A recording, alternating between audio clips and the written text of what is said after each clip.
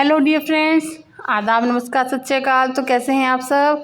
आशा करते हैं कि सभी अच्छे भी हैं, हमेशा की तरह स्वस्थ भी हैं और मस्त भी हैं। तो चलिए एक बार फिर से स्वागत है आप सभी का आपके अपने YouTube channel Vicky study classes में। हमारा जो आज का टॉपिक है वो है जीके के टॉप 10 वेरी इंपॉर्टेंट क्वेश्चन है।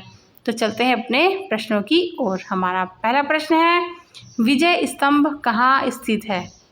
विजय स्तंभ कहाँ स्थित है?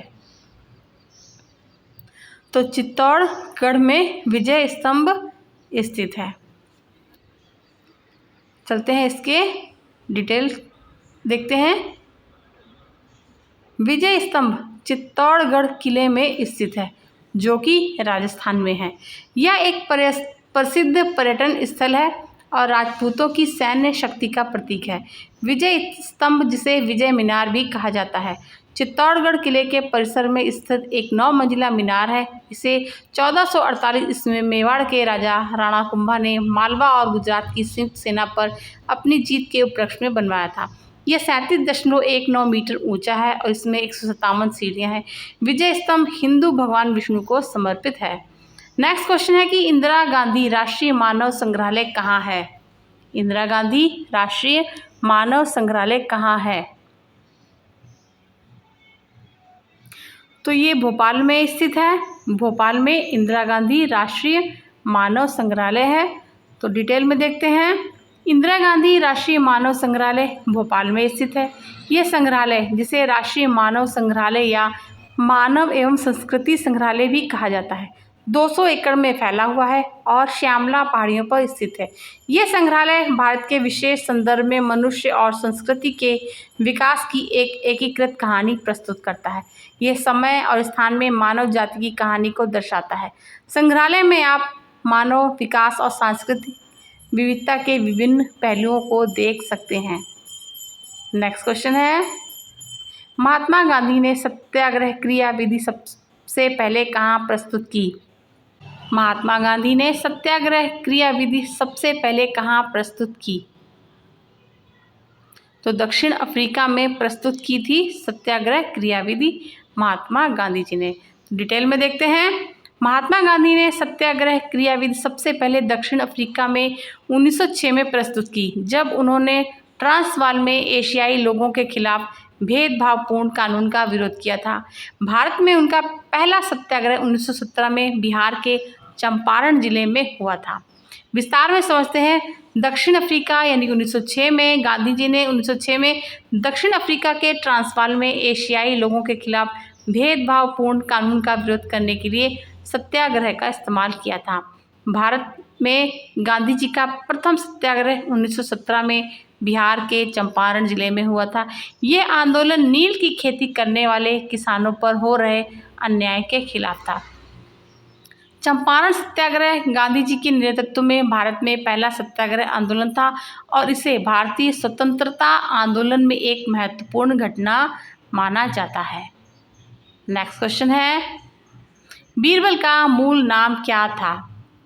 बीरबल का मूल नाम क्या था?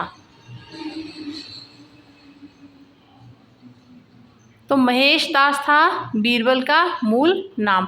बीरबल का असली नाम महेश दास था। वह मुगल बादशाह अकबर के दरबार के नवरत्नों में से एक थे।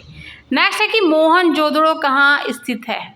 मोहनजोदड़ो कहाँ स्थित है? तो सिंध में मोहनजोदड़ो स्थित है। चलिए डिटेल में समझते हैं। मोहनजोदड़ो पाकिस्तान के सिंध प्रांत में स्थित एक पुरातात्विक स्थल है। यह सिंधु घाटी सभ्यता का एक प्रमुख शहर था और दुनिया के शुरुआती प्रमुख शहरों में से एक। यह स्थल सिंधु नदी के किनारे पर है और वर्तमान में लरकाना जिले में स्थित है। मोहनजोदड़ो को मृतकों का टीला भी कहा जाता है। यह शहर 2600 से 1900 ईसा पूर्व के बीच विकसित हुआ था। 1920 के दशक में इस शहर की खोज की गई थी। मोहनजोदड़ो में कई महत्वपूर्ण संरचनाएं पाई गई हैं, जिनमें एक विशाल स्नानागार, एक अन्न भंडार और एक कॉलेजिएट भवन शामिल है। ये शहर अपने अच्छी तरह से नियोजित सड़कों और जल निकासी प्रणालियों के लिए भी जाना जाता है। मोहनजोदड़ो को यूनेस्को विश्व धरोहर स्थल के रूप में भी मान्यता दी गई है। बढ़ते अपने अगले प्रश्न की ओर। हमारा नेक्स्ट क्वेश्चन है कि विक्रमशिला विश्वविद्यालय का संस्थापक कौन था? विक्रमशिला विश्वविद्यालय का संस्थापक कौन था? तो धर्मपाल विक्रमशिला विश्वविद्यालय का संस्थापक था। डिटेल में देखते हैं। विक्रमशिला विश्वविद्यालय के संस्थापक राजा धर्मपाल थे। उन्होंने इसका निर्माण 8वीं शताब्दी के अंत या 9वीं शताब्दी की शुरुआत में करवाया था। विक्रमशिला बिहार के भागलपुर जिले में स्थित एक प्रसिद्ध बौद्ध मठ विश्वविद्यालय था। यह नालंदा विश्वविद्यालय के साथ साथ पाल राजवंश के शासनकाल के दौरान शिक्षा के 2 प्रमुख केंद्रों में से भी एक था। धर्मपाल पाल वंश के एक शासक थे जिन्होंने बौद्ध धर्म को संरक्षण दिया था और विक्रमशिला विश्वविद्यालय की स्थापना के पीछे एक महत्वपूर्ण व्यक्ति थे।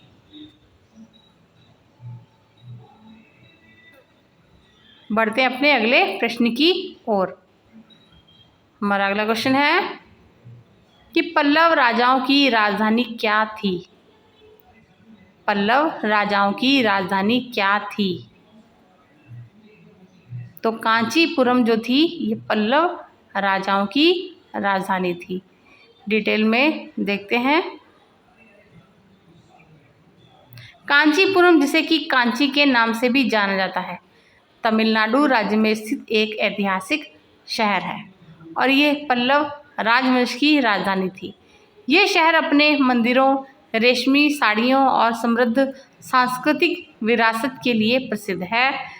पल्लव राजवंश ने 3री शताब्दी ईस्वी से 9वीं शताब्दी ईस्वी तक दक्षिण भारत के एक बड़े हिस्से पर शासन किया और कांचीपुरम उनकी शक्ति और संस्कृति का केंद्र था। बढ़ते अपने अगले प्रश्न की ओर। हमारा अगला क्वेश्चन है, महात्मा गांधी को सर्वप्रथम राष्ट्रपिता किसने कहा था? महात्मा गांधी को सर्वप्रथम राष्ट्रपिता किसने कहा था? तो सुभाष चंद्र बोस जी ने सर्वप्रथम महात्मा गांधी को राष्ट्रपिता कहा था। डिटेल में देखते हैं।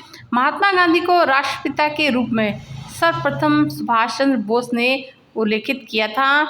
1944 में सिंगापुर से एक रेडियो संबोधन में उन्होंने गांधी जी को राष्ट्रपिता कहा था। इससे पहले रविंद्रनाथ टैगोर ने उन्हें महात्मा की उपाधि दी थी। नेक्स्ट क्वेश्चन है हमारा, पृथ्वी का सबसे बाहरी भाग कौन सा है? पृथ्वी का सबसे बाहरी भाग कौन सा है? तो क्रस्ट जो है ये पृथ्वी का सबसे बाहरी भाग है। डिटेल में देखते हैं। पृथ्वी का सबसे बाहरी भाग भूपर्टी यानी कि क्रस्ट है। ये पृथ्वी की सबसे ऊपरी ठोस परत है जो महाद्वीपों और महासागरों के नीचे फैली हुई है। हमारा नेक्स्ट क्वेश्चन है, WTO का मुख्यालय कहाँ है? WTO का मुख्यालय कहाँ है? फुल फॉर्म है वर्ल्ड ट्रेड ऑर्गेनाइजेशन। तो स्विट्जरलैंड के जिनेवा में जो है WTO का मुख्यालय है। तो फ्रेंड्स ये थे हमारे आज के टॉप 10 क्वेश्चन। वीडियो देखने के लिए आप सभी का बहुत बहुत शुक्रिया। मिलते हैं एक नए वीडियो में नए टॉपिक के साथ। Thanks for watching.